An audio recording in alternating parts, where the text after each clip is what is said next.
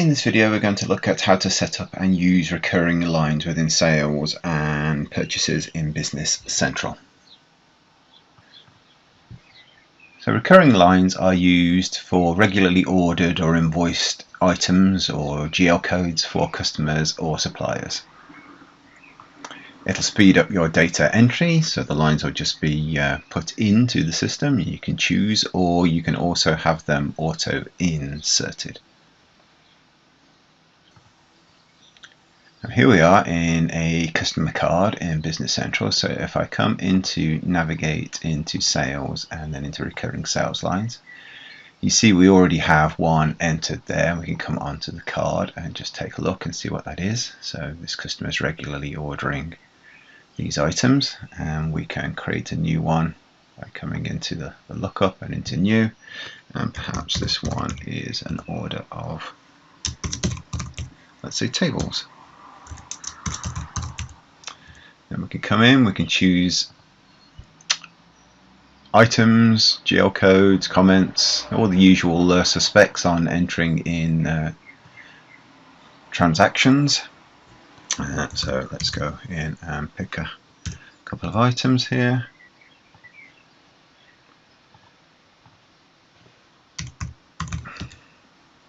Put in the usual ordered quantity.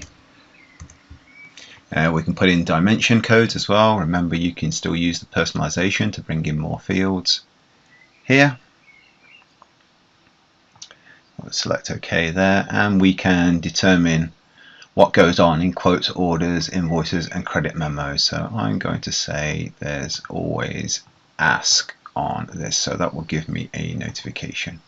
We'll take a look at automatic in a moment. So everything's set to always ask on here.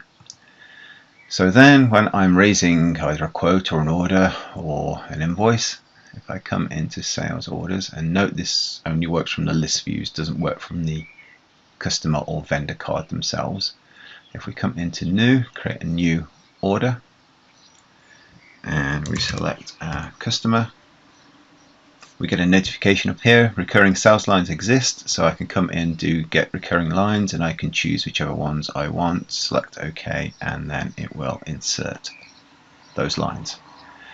If I need to do that again, I can do that again by coming into more options, actions, functions, get recurring sales lines, and I can insert the tables one as well.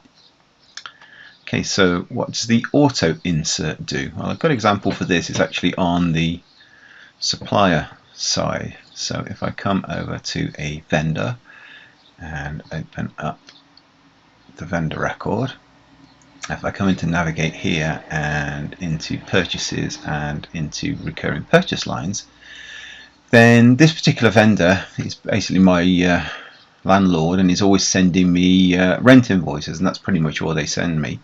So if I come into here, and again the card is just a GL line, so I set up a general ledger account line here with a code and expense and quantity of 1.